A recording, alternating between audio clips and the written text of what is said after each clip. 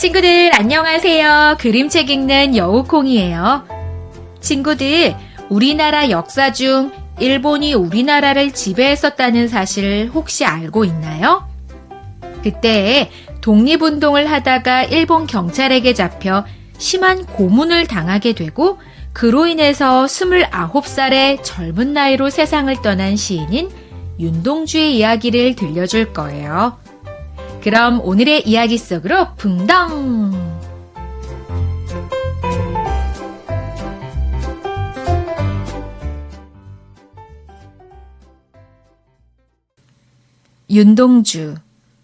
윤동주가 태어난 북간도는 매우 아름다운 곳이었어요. 봄이면 진달래, 개나리, 할미꽃이 활짝 피었고 여름이면 초록빛이 온 마을을 감쌌어요. 가을에는 황금빛 들판이 물결치고 겨울에는 하얀 눈이 온 세상을 덮었지요. 윤동주는 자연과 함께한 평화로운 추억을 마음속 깊이 품고 있었어요. 그리고 그 마음을 담아 아름다운 시를 지었지요. 동주는 부끄러움을 많이 타는 아이였어요. 선생님께서 동주야 하고 부르면 벌써 얼굴이 빨갛게 달아올라 있었지요. 하지만 반듯하고 모범적인 동주는 친구들과 잘 지냈어요. 특히 동갑내기 사촌인 몽규와는 둘도 없는 친구였지요. 동주야, 너 아이 생활 다 읽었으면 어린이랑 바꿔보자.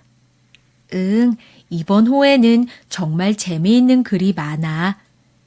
동주와 몽규는 잡지가 달아 너덜너덜해질 때까지 읽고 또 읽었어요.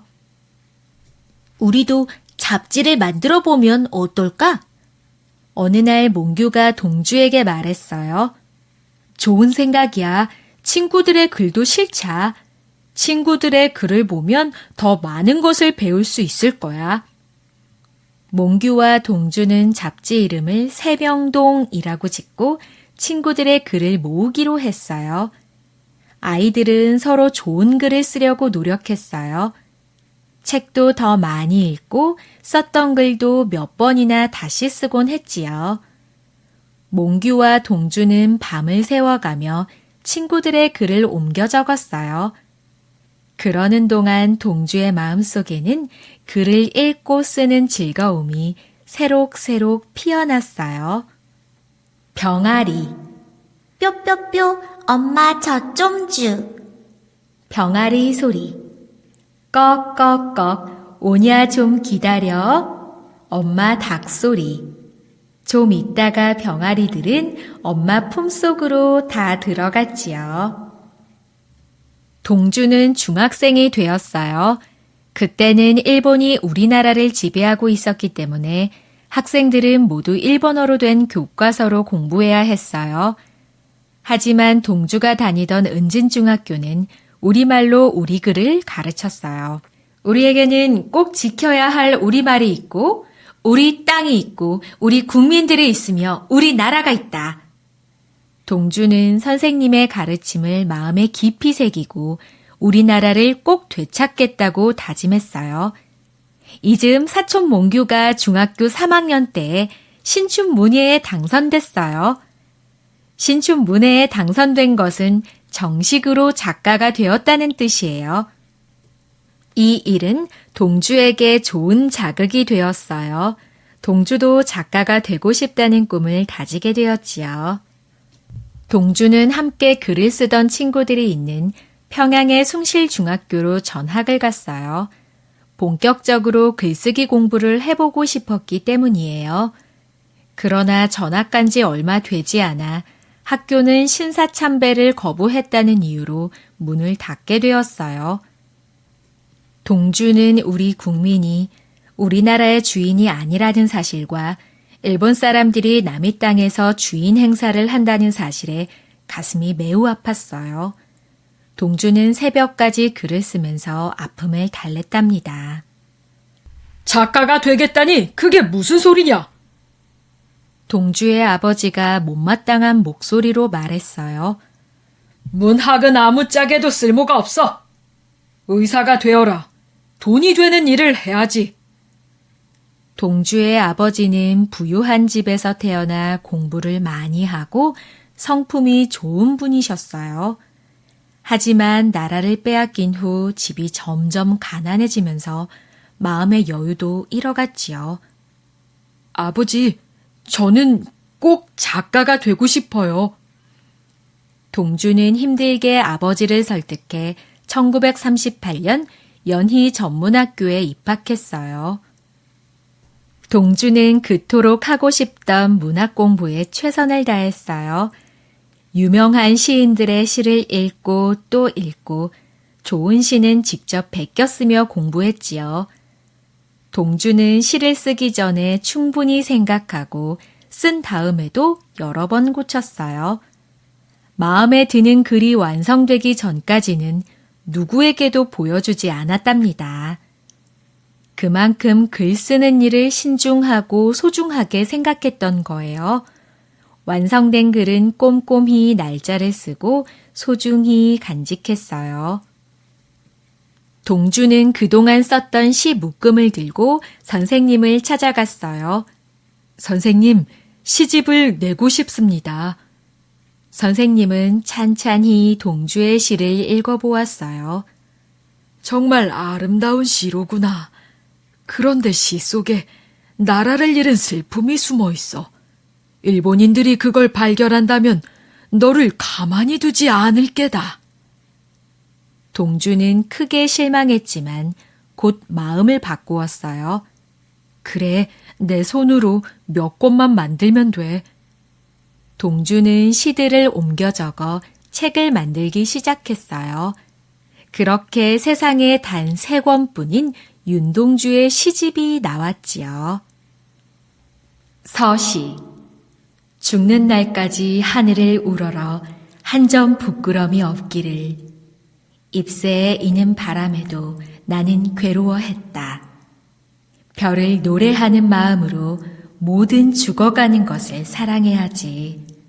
그리고 나한테 주어진 길을 걸어가야겠다.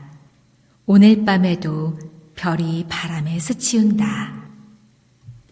1941년 12월 동주는 후배들에게 자신의 시집을 내밀었어요. 하늘과 바람과 별과 시라니 제목이 참 아름다워요. 원래 제목은 병원이라고 지으려 했어. 병원이라니요? 지금 우리가 살고 있는 세상을 보렴. 사람들을 죽여가며 나라를 빼앗으려 하고 나라뿐만 아니라 정신까지 빼앗으려고 하지 않니? 모두 환자 같은 이 나라가 곧 병원이지. 그런데 왜 제목을 바꾸셨나요? 아픈 환자를 그냥 내버려 두는 것도 죄라고 생각했거든. 내 시가 환자들의 마음을 어루만졌으면 좋겠어. 우리 땅에서 떳떳하게 하늘과 바람과 별을 느낄 수 있도록. 동주는 공부를 더 하기 위해 일본으로 갔어요. 일본에서 동주는 매일 조선인 친구들과 모여 우리나라가 어떻게 하면 일본으로부터 자유로워질 수 있을지 의논했어요. 그렇게 나란 일을 걱정하느라 밤새는 줄 모르던 어느 날이었어요. 이 조선놈들 수작 부리지 마라! 동주와 그의 친구들을 호시탐탐 감시하고 있던 일본 경찰이 들이닥쳤어요. 결국 동주는 감옥에 갇히게 되었지요. 동주는 감옥에서 고된 생활을 하면서도 여전히 맑고 아름다운 마음을 간직했어요. 고향에 있는 동생과 주고받은 편지를 보면 알 수 있지요. 붓끝을 따라온 귀뚜라미 소리에서 가을이 느껴집니다. 아우 일주 올림. 고향의 귀뚜라미는 홀로 있는 이 감옥까지 나를 찾아온 모양이구나. 일주에게 동주가.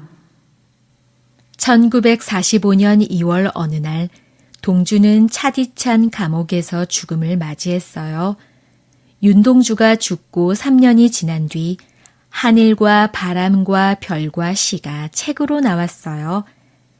세상을 따뜻하게 보듬으려 했던 윤동주의 마음이 오롯이 담긴 채로 말이에요. 슬프고도 아름다운 시를 남긴 윤동주는 지금까지 우리나라 사람들이 가장 좋아하는 시인이랍니다.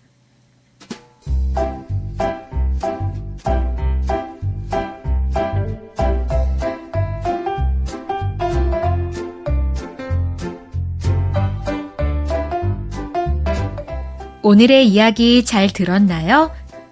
오늘의 이야기를 들으면서 슬퍼하는 친구들도 있지요. 하늘과 바람과 별과 시를 읽어보면 힘든 현실 속에서도 잘 이겨내려고 했었던 윤동주의 마음이 느껴지는 것 같아요. 우리 친구들도 자신의 마음을 솔직하게 글로 써보는 게 어떨까요? 그럼 오늘 여우콩은 이만 안녕!